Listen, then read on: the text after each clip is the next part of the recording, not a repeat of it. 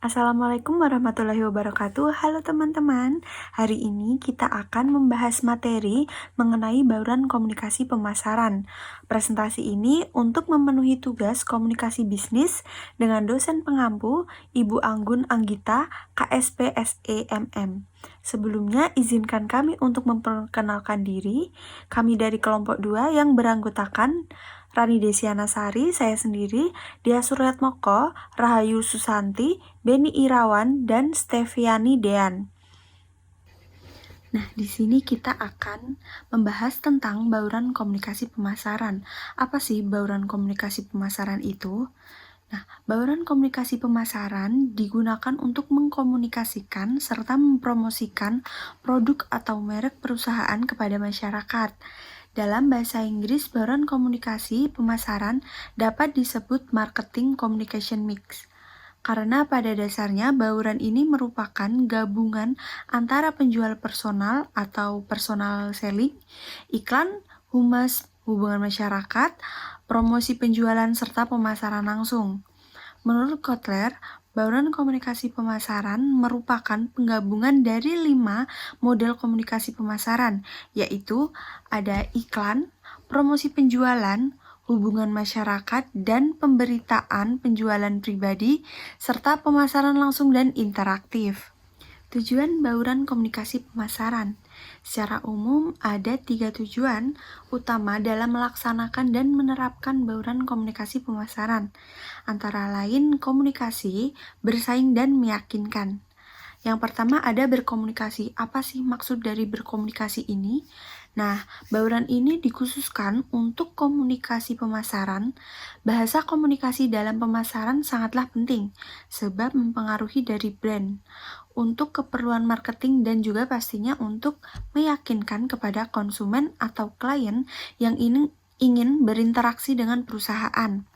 Nantinya setelah melakukan interaksi, konsumen atau orang akan bisa melakukan keputusan pembelian yang dirangsang dari komunikasi yang baik ini. Menurut dalam Hapsari Tunggadewi, penelitiannya, hal yang mempengaruhi keputusan pembelian adalah produk, harga, saluran pemasaran, dan promosi, serta hal ini didapatkan apabila ada informasi dan komunikasi baik langsung maupun tidak langsung. Yang kedua ada bersaing. Tujuannya adalah untuk bisa mampu bersaing dengan kompetitor. Bersaing ini banyak caranya, baik dalam segi kualitas produk yang dijual, fasilitas yang diberikan, harga yang bersaing, ataupun mengenalkan produksi yang melebihi dari pesaingnya.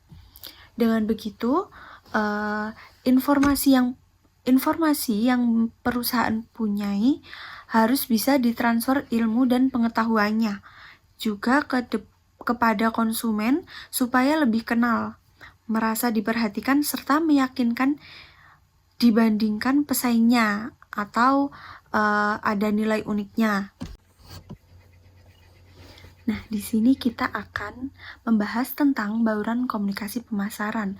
Apa sih bauran komunikasi pemasaran itu? Nah, bauran komunikasi pemasaran digunakan untuk mengkomunikasikan serta mempromosikan produk atau merek perusahaan kepada masyarakat. Dalam bahasa Inggris, bauran komunikasi pemasaran dapat disebut marketing communication mix. Karena pada dasarnya bauran ini merupakan gabungan antara penjual personal atau personal selling, iklan, humas, hubungan masyarakat, promosi penjualan, serta pemasaran langsung. Menurut Kotler, bauran komunikasi pemasaran merupakan penggabungan dari 5 model komunikasi pemasaran, yaitu ada iklan, promosi penjualan, hubungan masyarakat, dan pemberitaan penjualan pribadi, serta pemasaran langsung dan interaktif. Penjualan pribadi atau personal selling merupakan salah satu komunikasi dengan cara tim dari perusahaan, baik dari tim pemasaran atau tim L&D, bertemu langsung secara tatap muka dengan konsumen dan pelanggan perusahaan. Penjualan personal biasanya memakai banyak tenaga dan biaya yang lumayan, sebab harus sabar satu persatu menemui komunitas sampel dari perusahaan konsumen. Tetapi hal ini sangat baik untuk membangun komunikasi dan interaksi serta dampak positif terbangunnya loyalitas dan kepercayaan yang tinggi. Biasanya penjual pribadi ini sering dilakukan oleh perusahaan yang menjual produk-produk fisik sebab harus menjelaskan kelebihan dan manfaat dan produksi secara detail dan spesifik sesuai dengan spesifikasi produk. Untuk selanjutnya, promosi penjualan. Penjualan dengan promosi biasanya digunakan untuk mengenalkan sebuah produk secara tepat dan jangka pendek. Promosi ini salah satu komunikasi dalam pemasaran untuk mempercepat sebuah produk diketahui calon pelanggan. Perusahaan sering mengadakan promo seperti potongan biaya, gratis pengiriman, ataupun promo paket building yang sekiranya menguntungkan dan tetap tujuan utamanya kuantitas penjualan yang besar. Pasti sering mendengar promo 12-12 ataupun penutup gudang.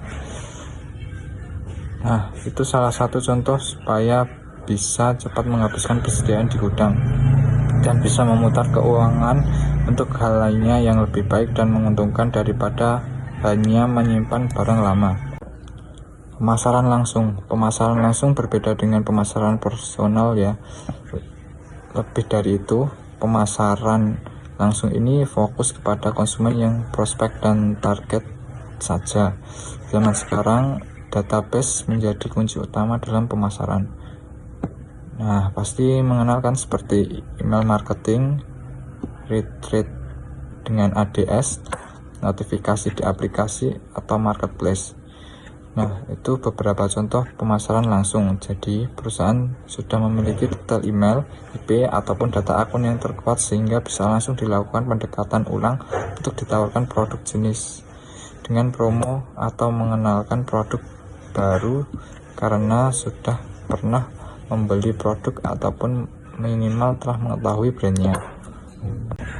Hubungan dengan masyarakat ini ada dua jenis, yaitu secara offline dan yang kedua secara digital.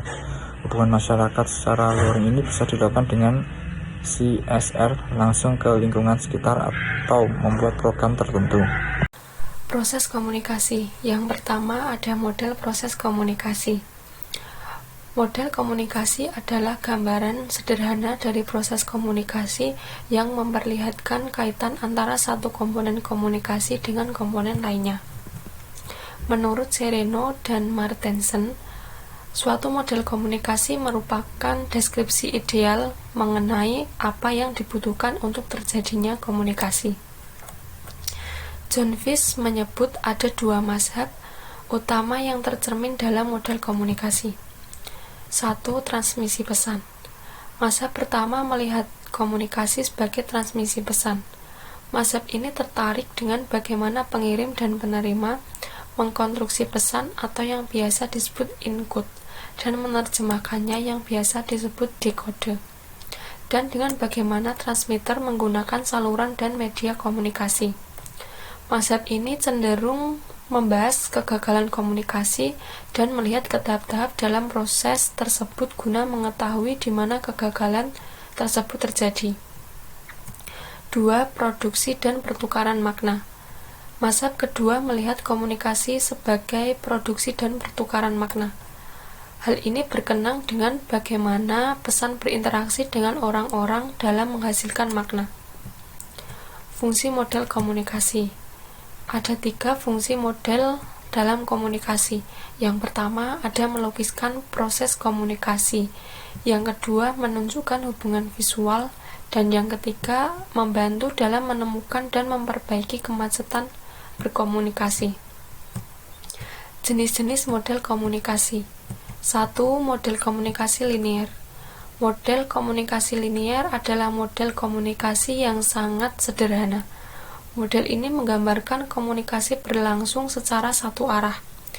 Arus pesan digambarkan bersifat langsung dari pengirim pesan ke penerima pesan, komunikator ke komunikan.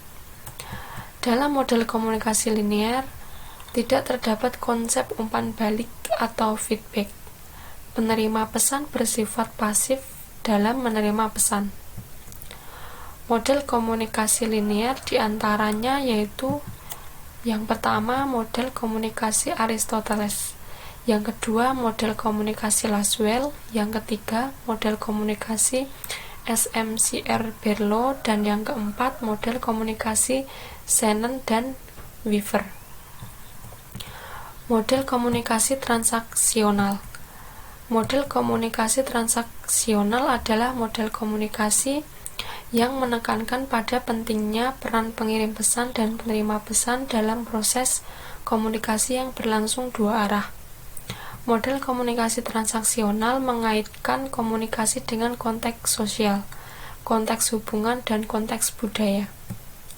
Dalam model ini digambarkan bahwa kita berkomunikasi tidak hanya sebagai ajang untuk pertukaran pesan, melainkan juga untuk membangun suatu hubungan. Model komunikasi yang merupakan pada model komunikasi transaksional diantaranya adalah model komunikasi transaksional Barlow. 3. Model komunikasi interaksi. Model komunikasi interaksi adalah model komunikasi yang menggambarkan komunikasi berlangsung dua arah. Umumnya, model komunikasi interaksi digunakan dalam media baru seperti internet atau media komunikasi modern. Model komunikasi yang merujuk pada model komunikasi interaksi adalah model Osgood dan Sherm. Para ahli telah mengenalkan berbagai macam model komunikasi sebagai upaya untuk menggambarkan dan menjelaskan proses komunikasi serta berbagai faktor yang mempengaruhi arus serta efektivitas komunikasi. Model-model komunikasi. 1. Model komunikasi Aristoteles. Model komunikasi Aristoteles dibentuk dengan 5 elemen dasar. Yang pertama, pembicara, pidato, acara, audiens, dan efek. Aristoteles menyarankan pembicara untuk membangun pidato untuk audiens yang berbeda pada waktu atau kesempatan yang berbeda dan untuk efek yang berbeda. Pembicara memainkan peran penting dalam public speaking. Pembicara harus mempersiapkan pidato dan analisis kebutuhan audiens sebelum ia masuk ke panggung. Kata-kata yang harus mempengaruhi pikiran audiens dan membujuk pemikiran mereka terhadapnya. Model komunikasi Aristoteles adalah salah satu model komunikasi linear yang ditujukan untuk menggambarkan atau menjelaskan proses public speaking. Model ini merupakan komunikasi pertama dan merupakan model komunikasi yang diterima secara luas di antara model komunikasi lainnya. Model Aristoteles adalah model komunikasi paling klasik, yang sering juga disebut model retoris atau yang biasa disebut rhetorical model. 2. Model komunikasi Laswell. Model Laswell sering digunakan secara spesifik dalam komunikasi massa. Dia menegaskan untuk memahami proses komunikasi massa kita perlu mempelajari setiap tahapan dalam modelnya. Model komunikasi Laswell dalam Lumus Wo Say What in which channel to whom with what effect memiliki 5 komponen. Yang pertama ada Wo, itu biasa disebut sender, yang artinya komunikator atau pengirim atau sumber pesan. Yang kedua ada what, itu biasa disebut message atau yang bisa diartikan dengan isi pesan. Yang ketiga ada channel, yang biasa disebut media atau yang berarti medium atau media. Selanjutnya ada whom, yang biasa disebut receiver, bisa diartikan dengan penerima pesan atau khalayak. Selanjutnya ada efek, itu biasa disebut feedback, yang berarti umpan balik yang diberikan oleh penerima pesan kepada pengirim pesan. Model komunikasi Laswell memiliki beberapa karakteristik. 1. Komunikasi berlangsung satu arah. 2. Tidak konsisten karena menyatakan adanya konsep efek. 3. Tidak menyertakan umpan balik.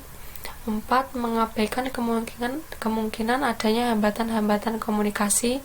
5. Dipandang sangat umum dan hanya mencakup tema-tema tradisional. 6. Merupakan dasar propaganda karena lebih menitikberatkan pada hasil keluaran. Dan yang terakhir, umumnya digunakan untuk media persuasi. Kemudian untuk slide selanjutnya itu model komunikasi Shannon and Weaver. Model Shannon and Weaver menekankan pada penyampaian pesan berdasarkan tingkat kecermatan. Diawali dengan pemancar yang mengubah pesan menjadi suatu sinyal, kemudian sinyal tersebut disalurkan atau diberikan pada penerima dalam bentuk percakapan. Kemudian selanjutnya model komunikasi SMCR Berlow. MSCR Berlow singkatan dari Source, Message, Channel, dan Receiver yang merupakan unsur komunikasi. Penemu model SMCR ini adalah David Berlow, salah satu mahasiswa generasi pertama di program Doktor Komunikasi di bawah kepemimpinan Wilbur Schramm di Illinois. Model komunikasi SMCR juga menitikberatkan pada proses encoding dan decoding yang terjadi sebelum pengirim mengirim pesan dan sebelum penerima menerima pesan. Kemudian selanjutnya itu model komunikasi Berlow. Dean C. Berlow mengenalkan model komunikasi transaksional bagi dasar komunikasi interpersonal atau komunikasi antar pribadi tahun 1970-an. Model ini menggambarkan proses pengiriman dan penerimaan pesan yang terjadi secara simultan antara partisipan komunikasi. Model ini merupakan respon terhadap model komunikasi linear yang bersifat statis ke model komunikasi yang bersifat dinamis dan model komunikasi dua arah. Kemudian model komunikasi Osgood dan Schramm. Model proses komunikasi digambarkan oleh Osgood dan Schramm ini berlaku untuk bentuk-bentuk komunikasi antar pribadi. Dijelaskan bahwa proses komunikasi berjalan secara sirkuler, di mana masing-masing pelaku secara bergantian bertindak sebagai komunikator atau sumber dan komunikasi atau penerima. Menurut model ini, masing-masing pelaku komunikasi akan terlibat dalam proses pembentukan pesan, penafsiran pesan, serta penerimaan dan pemecahan kode pesan. Kemudian selanjutnya yaitu model SNR. Model SNR adalah model komunikasi paling dasar. Sebagai pertukaran atau pemindahan informasi atau gagasan, komunikasi dianggap sebagai suatu proses aksi dan reaksi yang sangat sederhana. Model ini mengasumsikan bahwa kata-kata, isyarat, verbal, gambar, nonverbal, dan tindakan-tindakan tertentu akan merangsang orang lain untuk memberikan respon dengan cara tersendiri. Contohnya, apabila ada orang yang melambaikan tangan kepada kita, otomatis kita akan menjawabnya dengan melambaikan tangan atau dengan percakapan yang lainnya. Selanjutnya, model Wesley dan Maslin merupakan model perluasan dari model komunikasi Laswell dan model Shannon and Weaver, yaitu dengan menambahkan jumlah peristiwa, gagasan, dan objek yang tidak terbatas. Model ini tidak membatasi tingkat individu, bisa juga terjadi pada aktivitas suatu kelompok atau suatu lembaga sosial. Selanjutnya ada hambatan komunikasi. Hambatan komunikasi dalam konteks komunikasi organisasi adalah rintangan yang terjadi dalam lingkungan kerja saat menyajikan pertukaran ide atau gagasan atau pikiran. Hambatan yang terjadi bisa meliputi perbedaan status, perbedaan gender, perbedaan budaya, prasangka, dan lingkungan organisasi. Yang selanjutnya ada jenis-jenis hambatan komunikasi. Yang pertama hambatan personal, kedua hambatan kultural, ketiga hambatan fisik, keempat hambatan lingkungan. Yang terakhir dampak komunikasi. Komunikasi bisa memberikan dampak yang signifikan kepada individu maupun kelompok tertentu. Komunikasi dapat menimbulkan konflik, keresahan, dan pertikaian. Tapi komunikasi juga dapat mempersatukan pihak-pihak yang bertikai. Ada salah satu dampak positif di bidang komunikasi, yaitu kemudahan masyarakat dalam berkomunikasi tanpa mengenai ruang dan waktu. Adapun dampak negatif di bidang komunikasi, yaitu membuat individu menjadi malas melakukan bersosialisasi secara fisik, banyak bertebaran konten negatif dan hoax. Adanya cyberbullying dapat membuat seseorang menjadi terganggu dalam pekerjaannya. Sekian presentasi dari kita, kelompok 2. Kurang lebihnya mohon maaf. Assalamualaikum warahmatullahi wabarakatuh.